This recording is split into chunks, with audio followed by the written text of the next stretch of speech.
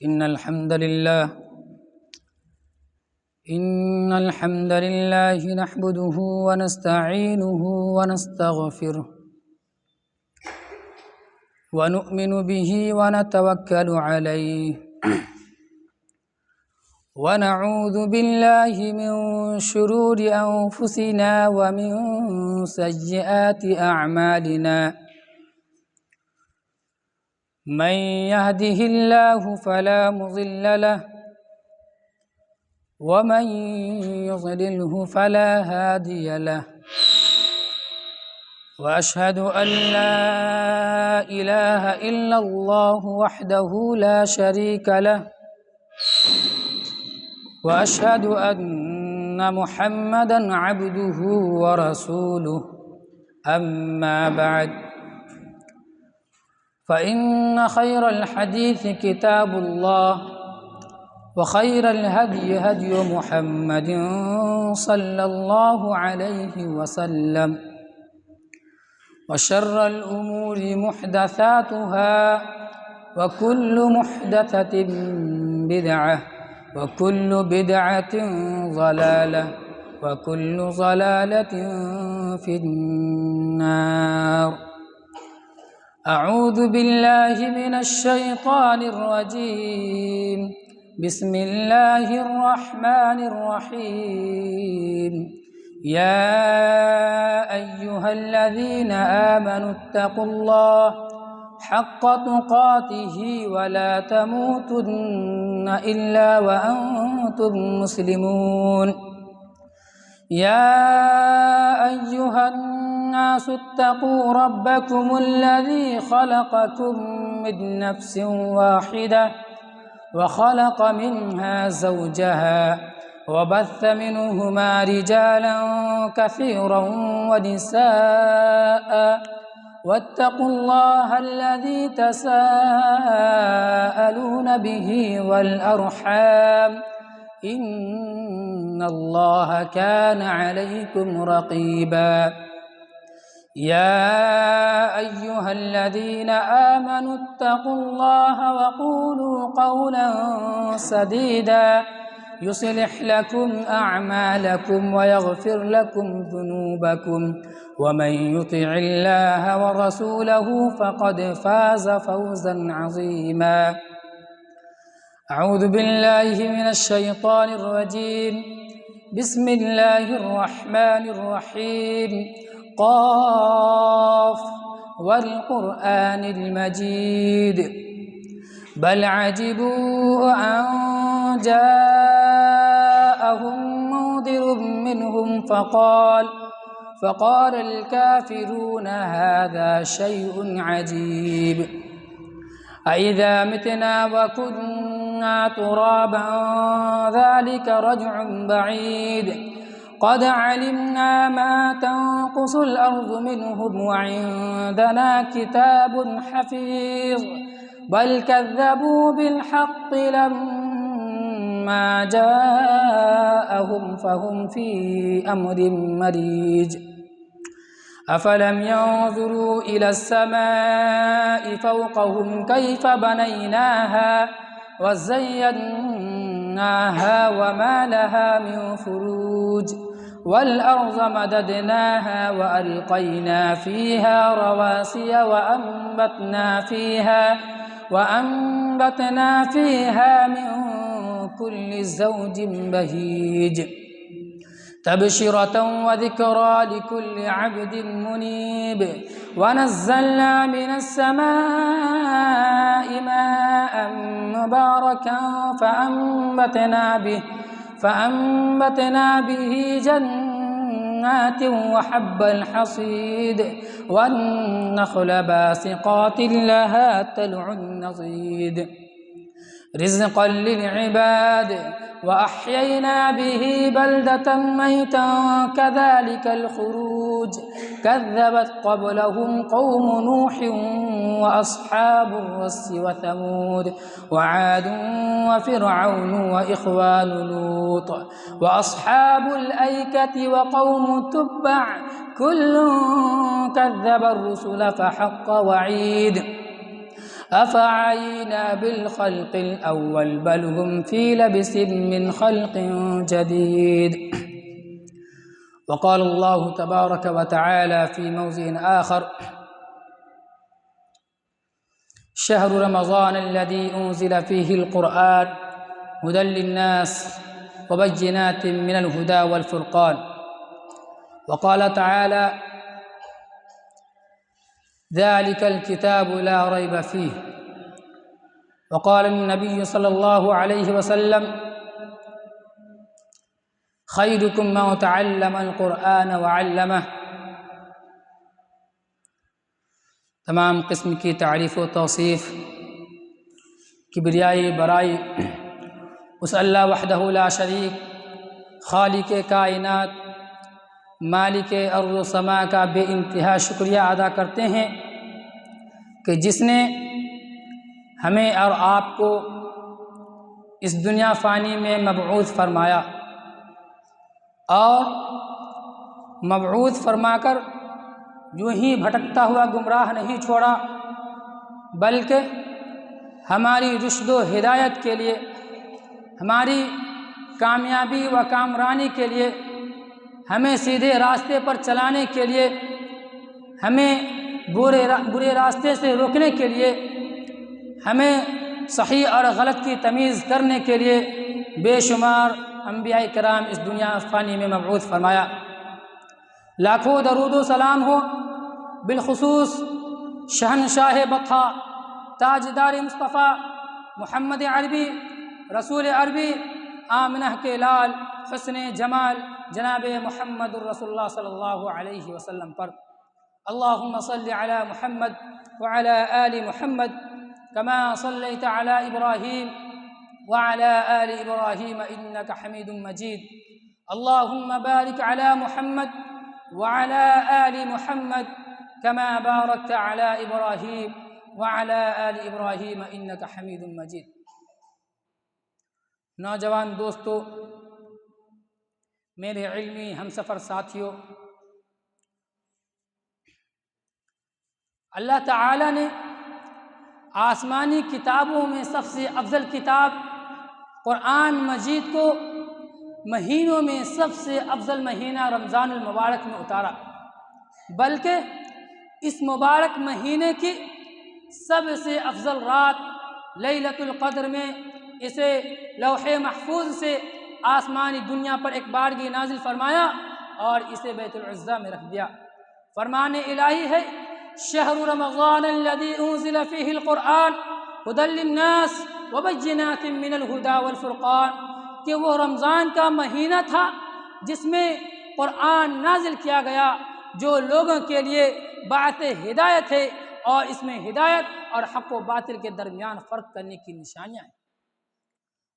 قرآن مجید انتہائی عظیم کتاب ہے اور اپنی فصاحت و بلاغت کے اعتبار سے بے مثال ہے، اور اس کی تعریف کے لیے یہی بات کافی ہے کہ اللہ رب العالمین کا کلام مبین ہے اور اس کی طرف سے نازل کردہ ہے۔ اللہ رب العالمین کا ارشاد ہے: وَإِنَّهُ لَتَنزِيلُ رَبِّ الْعَالَمِينَ نَزَلَ بِهِ الرُّوحُ الْأَمِينُ عَلَى قَلْبِكَ لِتَكُونَ مِنَ الْمُنذِرِينَ بِلِسَانٍ عَرَبِيٍّ مُبِينٍ وَإِنَّهُ لَفِي زُبُرِ الْأَوَّلِينَ۔ یقیناً یہ قرآن رب العالمین کا نازل کردہ ہے جس کے روح الامین نے آپ کے دل پر اتارا تاکہ آپ ڈرانے والوں میں شامل ہو جائیں۔ یہ فصیح عربی زبان میں ہے اور اس کا ذکر پہلے صحیفوں میں بھی ہے۔ اللہ تبارک و تعالیٰ دوسری جگہ ارشاد فرماتا ہے: تبارک الذی نزل الفرقان علی عبدہ لیکون للعالمین نذیرا، کہ بابرکت ہے وہ اللہ جس نے اپنے بندوں پر حق و باطل کے درمیان فرق کرنے والا قرآن اتارا تاکہ وہ تمام لوگوں کے لیے ڈرانے والا بن جائے۔ اللہ تعالیٰ ستاروں کے محل وقوع کی قسم اٹھا کر اس کتاب کو معزز کتاب قرار دیتے ہیں۔ فلا اقسم بمواقع النجوم وانه لقسم لو تعلمون عظیم انه لقرآن کریم فی کتاب مکنون لا یمسه الا المطہرون تنزیل من رب العالمین، کہ میں ستاروں کے محل وقوع کی قسم کھاتا ہوں، اگر تم جانو تو یقیناً یہ بہت بڑی قسم ہے، یہ قرآن ایک بلند پایہ کتاب ہے جو لوح محفوظ میں درج ہے، جسے پاکیزہ لوگوں کے سوا کوئی نہیں چھو سکتا، یہ رب العالمین کا نازل کردہ ہے۔ اللہ تعالیٰ اس کتاب کو کہیں الکتاب المبین، کہیں الکتاب الحکیم، کہیں تنزیل الکتاب من اللہ العزیز الحکیم، اور کہیں اس کی قسم کھا کر فرماتے ہیں یاسین والقرآن الحکیم، کہیں فرماتا ہے صاد والقرآن ذی الذکر، کہیں فرماتا ہے حامیم والکتاب المبین۔ الغرض یہ کہ اللہ تعالیٰ اس کی قسم کھا کر اس کی عظمت کو واضح فرماتے ہیں تاکہ اس کے ماننے والے بھی اپنے دل کی گہرائی سے اس کی قدر و منزلت کا اعتراف کریں اور اس کو اپنا دستور حیات بنائیں۔ قرآن مجید بے مثال کتاب ہے، قرآن مجید اپنی فصاحت و بلاغت کے اعتبار سے بے مثال ہے، اس لیے اللہ رب العالمین نے بار بار قرآن کریم میں چیلنج فرمایا ہے کہ تمام فصحاء، بلغاء، ادباء اور شعراء ایک ساتھ مل کر بھی اس جیسی ایک آیت بھی لا کر دکھائے، پھر کھلا اعلان کیا کہ تمام انس و جن مل کر اس قرآن جیسا لانا چاہیں تو نہیں لا سکیں گے۔ اللہ رب العالمین ارشاد فرماتا ہے قُلْ لَئِنِ اجْتَمَعَتِ الْإِنسُ وَالْجِنُّ عَلَىٰ أَن يَأْتُوا بِمِثْلِ هَٰذَا الْقُرْآنِ لَا يَأْتُونَ بِمِثْلِهِ وَلَوْ كَانَ بَعْضُهُمْ لِبَعْضٍ ظَهِيرًا۔ قرآن کریم سیدھا راستہ دکھلاتا ہے، قرآن مجید دنیاوی اور اخروی بھلائیوں کی طرف انسان کی رہنمائی کرتا ہے اور ایسا مضبوط سیدھا راستہ دکھلاتا ہے جو انسان کو جنت تک پہنچا دیتا ہے۔ فرمان الہی ہے ان هذا القرآن يهدي للتي هي اقوم ويبشر المؤمنين الذين يعملون الصالحات ان لهم اجرا كبيرا، کہ یقیناً یہ قرآن وہ راستہ دکھاتا ہے جو بہت ہی سیدھا ہے اور ان مومنوں کو جو نیک عمل کرتے ہیں اور اس بات کی خوشخبری دیتا ہے کہ ان کے لیے بہت بڑا اجر ہے۔ نیز فرمایا قد جاءكم من الله نور وكتاب مبين يهدي به الله من اتبع رضوانه سبل السلام ويخرجهم من الظلمات الى النور باذنه ويهديهم الى صراط مستقيم، کہ تمہارے پاس اللہ کی طرف سے نور اور ایسی واضح کتاب آ چکی ہے جس کے ذریعے اللہ تعالیٰ ان لوگوں کو سلامتی کی راہیں دکھلاتا ہے جو اپنے رب کی رضا کی اتباع کرتے ہیں اور اپنے حکم سے اندھیروں سے نکال کر روشنی کی طرف لے جاتا ہے اور صراط مستقیم کی طرف کی رہنمائی کرتا ہے۔ قرآن کریم کی حفاظت کا ذمہ اللہ رب العالمین نے لے رکھا ہے۔ اللہ رب العالمین کا ارشاد ہے انا نحن نزلنا الذکر وانا له لحافظون، کہ بے شک ہم نے ہی ذکر قرآن کو اتارا ہے اور یقیناً ہم ہی اس کے محافظ ہیں۔ اس سے معلوم ہوتا ہے کہ اگر دنیا کی تمام طاقت ایک طرف ہو جائے اور قرآن کریم کو مٹانا چاہے کوئی انسان اسے مٹا نہیں سکتا، اس لیے کہ اللہ رب العالمین اس کی حفاظت کا ذمہ لے رکھا ہے۔ اللہ رب العالمین ارشاد فرماتا ہے انا نحن نزلنا الذکر وانا له لحافظون، کہ بے شک ہم نے ہی ذکر قرآن کو اتارا ہے اور یقیناً ہم ہی اس کے محافظ ہیں۔ چنانچہ اللہ رب العالمین اپنے بندے حضرت جبرائیل علیہ السلام سے کے ذریعے قرآن مجید کو اتارتے ہیں، جو حضرت جبرائیل علیہ السلام آپ صلی اللہ علیہ وسلم کی خدمت میں حاضر ہو کر آپ کو آیت قرآنیہ پڑھ کر سناتے ہیں۔ آپ صلی اللہ علیہ وسلم اس خدشے کے پیش نظر کہ کہیں قرآن مجید کی نازل کی گئی آیات کو آپ بھول نہ جائے، آپ صلی اللہ علیہ وسلم حضرت جبرائیل علیہ السلام کی قرات کے ساتھ قرات کرنا شروع کر دیتے تھے۔ اللہ رب العالمین ارشاد فرمایا لا تحرک به لسانك لتعجل به ان علينا جمعه وقرآنه فاذا قرأناه فاتبع قرآنه ثم ان علينا بیانه، کہ اے محمد رسول اللہ صلی اللہ علیہ وسلم اپنی زبان کو نہ چلائے کرو کہ اس کو جلد یاد کر لو، اس کا جمع کرنا، اس کا پڑھوانا ہماری ذمہ ہے۔ جب ہم وحی پڑھا کرے تو تم اس کو سنا کرو، پھر اسی طرح پڑھا کرو اور پھر اس کے معانی کا بیان بھی ہماری ذمہ ہے۔ اسی طرح آپ صلی اللہ علیہ وسلم کی سینہ اطہر میں قرآن مجید مکمل محفوظ ہو جاتا ہے۔ پھر آپ صلی اللہ علیہ وسلم قرآن کریم کا دور کرتے رہتے، یعنی مسلسل اسے حضرت جبرائیل علیہ السلام کو دہراتے رہتے۔ پھر آپ صلی اللہ علیہ وسلم قرآن مجید صحابہ کرام رضی اللہ عنہ کو بھی سناتے، جو صحابہ کرام سننے کے بعد اپنے سینوں میں محفوظ کر لیتے تھے۔ اس کے علاوہ آپ صلی اللہ علیہ وسلم جس صحابہ کرام کو کاتبانی وحی مقرر کیا تھا ان میں سے کچھ آیت یا کچھ سورت لکھوانے کا اہتمام کر دیتے۔ یوں تو قرآن مجید آپ صلی اللہ علیہ وسلم کی حیات مبارکہ میں لکھا ہوا بھی تھا اور آپ صلی اللہ علیہ وسلم کے سینے میں محفوظ تھا۔ پھر حضرت ابوبکر صدیق رضی اللہ عنہ کے حکم پر حضرت زید بن ثابت رضی اللہ عنہ نے متفرق چیزوں پر قرآن مجید کو ایک جگہ جمع کر دیا، پھر ان مختلف صحیفوں کو حضرت عثمان رضی اللہ عنہ نے ایک ہی نسخہ بھی مرتب کر دیا اور ان سے مختلف نسخے نقل کیے گئے اور انہیں پوری مملکت اسلامیہ میں پھیلا دیا گیا، اور آج بھی دنیا کے ہر کونے میں وہ مصحف موجود ہے۔ اس کا ایک نسخہ مشرق سے اور دوسرا مغرب سے لے کے دونوں میں مقارنہ کیا جائے، دونوں میں کمپیریزن کی جائے تو الفاظ کا فرق تو دور کی بات، ان میں زبر زیر کا فرق نہیں ہوگا۔ اللہ اکبر۔ قرآن مجید میں شفا ہے۔ جی ہاں، قرآن مجید دل کے اعتقادی مثلا حسد، بغض، کینہ، حرص و لالچ کے لیے شفا ہے۔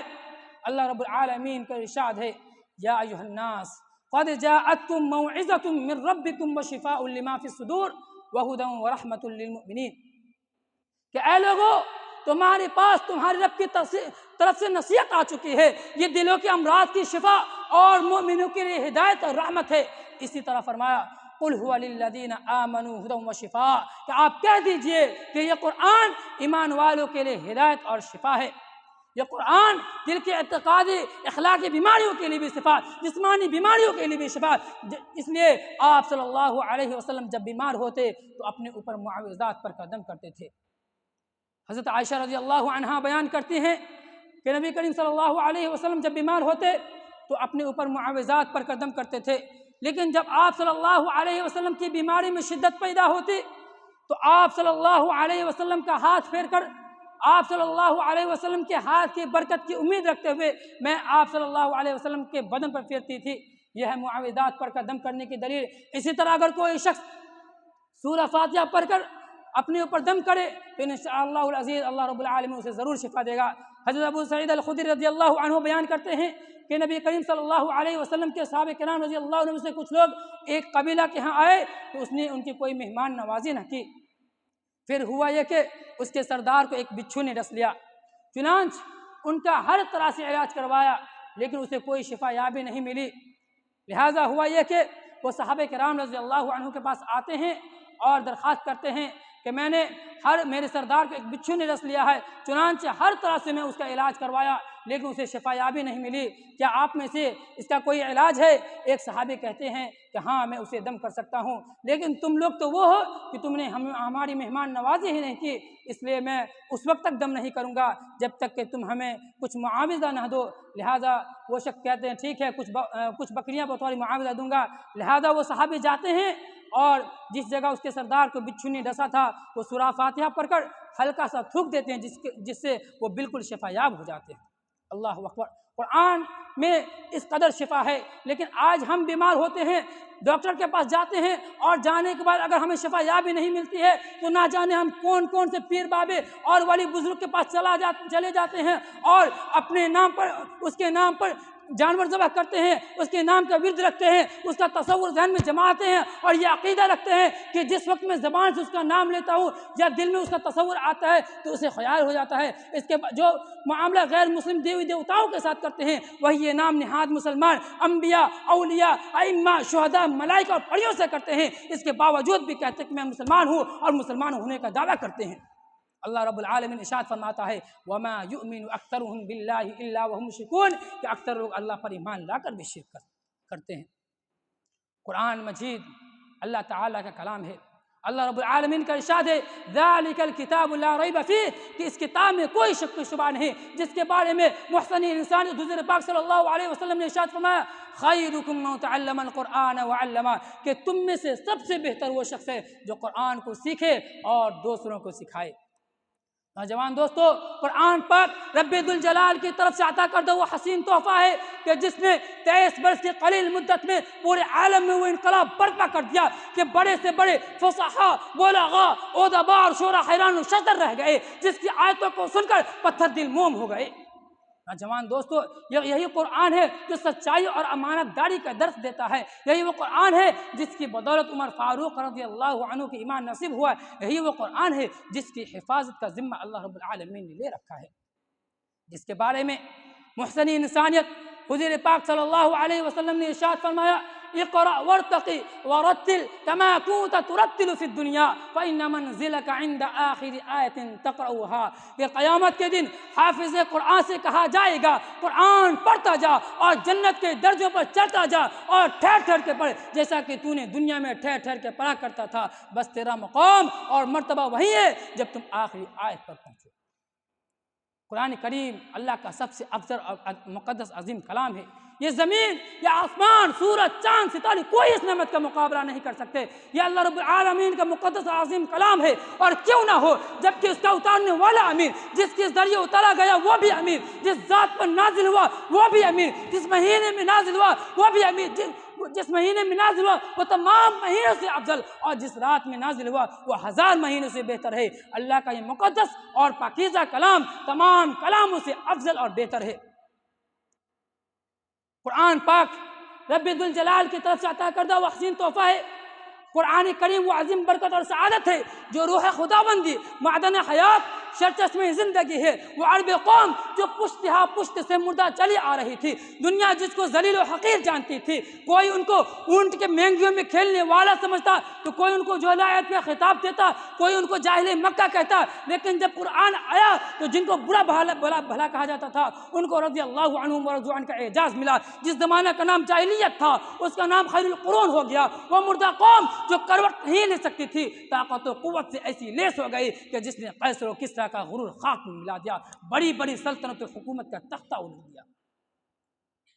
دوستو قرآن آیا تو سب کچھ آیا، قرآن آیا تو عدل و مساوات کا پیغام آیا، قرآن آیا تو مردہ قوم زندہ ہوئی۔ مگر افسوس صد افسوس کہ آج ہم نے قرآن کے دامن مقدس کو ترک کر دیا، ہم نے اس کی پاکیزہ تعلیمات کو بھلا دیا۔ نتیجہ یہ ہوا کہ آج ہر جگہ دیکھیے تو مسلمان پریشان حال ہے۔ آخر کیوں؟ ایک وقت تھا کہ مسلمانوں کی شوکت و سطوت، رعب و ہیبت کا ڈنکا بج رہا تھا۔ چار دنگ عالم میں ان کے عروج کی داستہ برزباں تھی۔ وہ نیک تھے، راست باز تھے، صاحب صلاحیت تھے، موجد تھے، محقق تھے، علم دوست تھے، اور سب سے بڑی بات تو یہ تھی کہ ان کے دلوں میں اللہ اور رسول کی اتنی محبت تھی جتنے وہ اپنے مال و دولت اہل و عیال سے بھی نہیں کرتے تھے۔ یہی وجہ تھی کہ وہ جدھر رخ کرتے انہیں فتح ہی نصیب ہوتی، وہ جس سرزمین پر قدم رکھتے ان کے قدم چومنے کے لیے بے قرار نظر آتی تھی۔ سچ کہا کہنے والوں نے، جدھر رخ کیا سلطنت زیر فرما، جدھر رخ کیا سلطنت زیر فرما، جدھر آنکھ اٹھائی ممالک مسخر۔ مگر آج وہی قوم ذلیل و خوار ہو رہی ہے، اسلام کے نام لیوا پیدر پہ شکست کھا رہا ہے۔ آخر کیوں؟ کیا ہم نے غور کیا؟ جہاں بھی دیکھے، چین سے لے کے افریقہ تک جہاں دیکھے مسلمانوں کو گاجر مولی کی طرح کاٹا جا رہا ہے، جہاں دیکھے مسلمان پریشان حال ہے، جہاں دیکھے مسلمان کو حقیر کی نگاہ سے دیکھا جا رہا ہے۔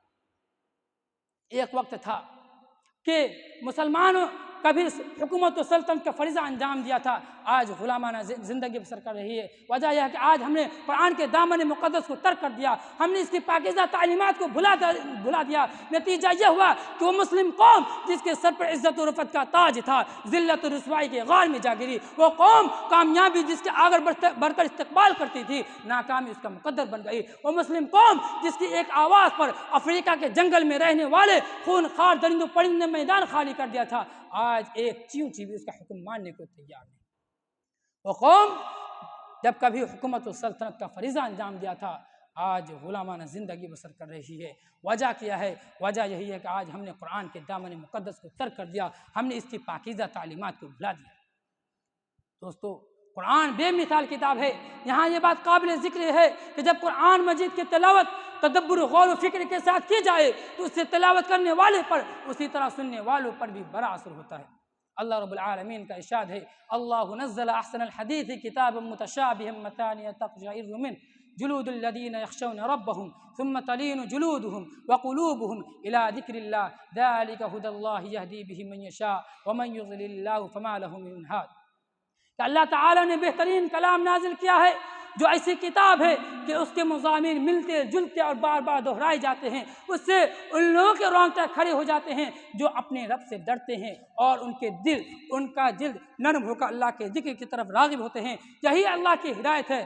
اللہ جسے چاہتا ہے ہدایت دیتا ہے، اور جسے ہدایت نہ دے اسے کوئی ہدایت دینے والا نہیں۔ حضرت عبداللہ بن مسعود رضی اللہ عنہ بیان کرتے ہیں کہ ایک مرتبہ نبی کریم صلی اللہ علیہ وسلم نے ارشاد فرمایا کہ اقرأ علی القرآن، کہ مجھے قرآن پڑھ کر سناؤ۔ تو میں نے کہا اے اللہ کے رسول جناب محمد رسول اللہ صلی اللہ علیہ وسلم، میں آپ کو قرآن پڑھ کر سناؤں؟ جبکہ آپ پر ہی قرآن نازل ہوا ہے۔ تو آپ صلی اللہ علیہ وسلم نے ارشاد فرمایا کہ ہاں میں یہی چاہتا ہوں کہ میں قرآن کسی اور سے سنوں۔ لہٰذا میں جب اس آیت پر پہنچا فَكَيْفَ إِذَا جِئْنَا مِنْ كُلِّ أُمَّةٍ بِشَهِيدٍ وَجِئْنَا بِكَ عَلَى هَؤُلَاءِ شَهِيدًا، تو میں نے دیکھا کہ آپ صلی اللہ علیہ وسلم کے آنکھوں سے آنسو بہ رہے ہیں۔ اللہ قرآن اس قدر مؤثر ہے کہ جب آپ صلی اللہ علیہ وسلم دیکھتے کہ پہاڑ پر قرآن مجید نازل ہو رہا ہے تو پہاڑ اللہ کے خوف کی وجہ سے وہ ریزہ ریزہ ہو جاتا۔ اسلام لانے سے پہلے جو لوگ اسلام کے سخت دشمن تھے، لیکن جب انہوں نے قرآن کریم سنی، جب انہوں نے قرآن کریم کی تلاوت سنی تو وہ اسلام لائے بغیر نہ رہ سکے۔ جیسے حضرت عمر بن خطاب رضی اللہ عنہ کا واقعہ ہے کہ ایک مرتبہ نبی کریم صلی اللہ علیہ وسلم کو قتل کرنے کے ارادے سے نکلے تھے کہ راستے میں نعیم بن عبداللہ سے ملاقات ہوتی ہے۔ نعیم بن عبداللہ فرماتے ہیں کہ اے عمر تم کہاں جا رہے ہو؟ فرماتے ہیں کہ میں آج محمد رسول اللہ صلی اللہ علیہ وسلم کو قتل کرنے جا رہا ہوں۔ انہوں نے کہا کہ کیا میں اس سے بھی تعجب کی بات نہ کہوں؟ کہتے کیا؟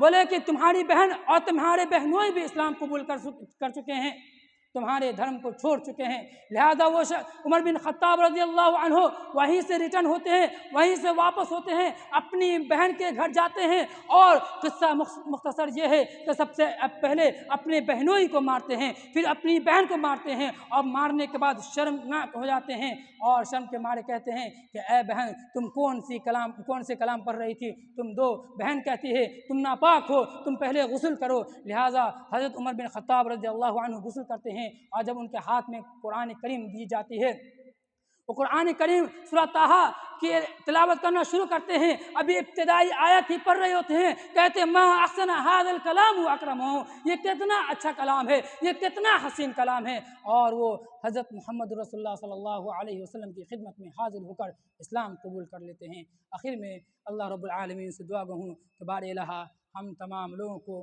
کتاب اللہ سنت رسول اللہ پر عمل پیرا ہونے کی توفیق عطا فرما، آمین۔ وآخر دعوانا ان الحمد للہ رب العالمین۔ السلام علیکم ورحمۃ اللہ وبرکاتہ۔